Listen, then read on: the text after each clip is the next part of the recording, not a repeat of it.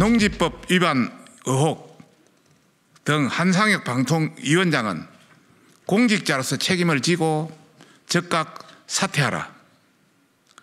지난 15일 한상혁 방통위원장이 2020년 1월 상속받은 농지에 농지법을 위반한 시설물이 불법으로 설치되어 있다는 것이 보도되었습니다. 농지법 제3조 2항의 농막의 범위를 보면 농작물의 농작업에 직접 필요한 농자재 및 농기계 보관, 수확 농산물 간이 처리 또는 농작업 중 일시 휴식을 위하여 설치하는 시설 이외에는 허용되지 않습니다.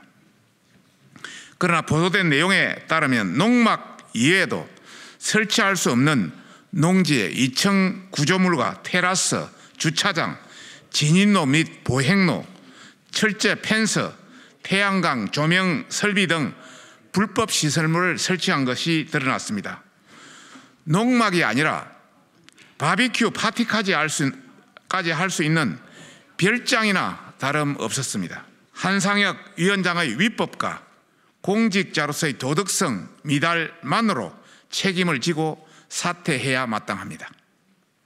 또한 한상혁 위원장은 공직자로서의 자질 미달뿐만 아니라 경기방송 신규 방송 사업자 선정 과정에서 보여준 무능함으로도 방통위원장의 직을 더 이상 수행하기 힘든 상황입니다. 방통위는 지난 2월 경기방송 신규 방송 사업자 공모 결과 도로교통공단이 7개 신청 사업자 중 가장 높은 점수를 받았음에도 불구하고 돌연 자격 요건이 맞지 않는다는 이유를 들며 허가를 보류했습니다. 그러나 방통위는 그간 지속적으로 방송 허가에서 도로교통공단의 보도 등 종합편성 방송을 허용하지 않고 있었던 사실에 비추어 보면 공모 과정에서 걸러내야 할 사업자를 심사까지 마치고 그것도 1위 사업자로 수개월 걸린 1위 사업자로 선정된 이후에 탈락시키는 총극을 빚었습니다. 결국 한상혁 위원장의 방통위는 방송 주파수를 가지고 사업자를 농락한 것이며 기본적인 ABC도 놓치는 방통위의 무능한 업무 처리를 고백한 것이나 다름없었습니다. 윤석열 정부의 방통위원장 사퇴 협박, 방송장악 음모의 시작이다. 윤석열 정부 출범 한 달이 지난 시점, 이명박 정부와 박근혜 정부의 방송장악 대자뷰인 듯한 음모가 시작되고 있다.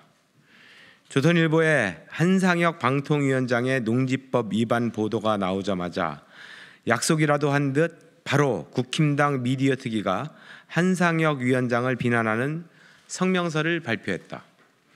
심지어는 좌파의 견해를 전파시키려는 데 앞장서 왔다는 극단적 표현까지 담았다. 2020년 7월 한상혁 위원장 인사청문회 당시 국힘당 의원들이 요구한 모든 부동산 자료를 제출했지만 국힘당 의원 중 어느 누구도 이 농지에 대해 문제를 제기한 바 없다. 그러다 느닷없이 보수 언론에 검증되지 않은 보도를 받아 비난 성명서를 발표하고 기자회견을 하는 국힘당의 행태는 남부럽지 않은 전통으로 자리 잡고 있다. 어이가 없고 황당하다. 아니 그것을 넘어 분노를 느낀다. 농지법 위반 의혹으로 여론몰이를 하고 있으며 좌파 운운하며 중립이 가장 중요한 방송산업을 진영의 논리로 몰아가고 있다. 윤석열 정부와 국힘당의 속내는 뻔하다. 문재인 정부가 임명한 한상혁 위원장은 무조건 사퇴하라. 그리고 우리가 방통위를 소나기에 넣어 방송을 좌지우지할 것이다 라는 것이 그들의 속내이다. 이 모든 일의 뒤에는 한상혁 위원장, 전현희 권익위원장의 국무회의 참석 배제를 선언한 윤석열 대통령이 있다. 공정의 외피 속에 숨긴 불공정과 반칙이 있다.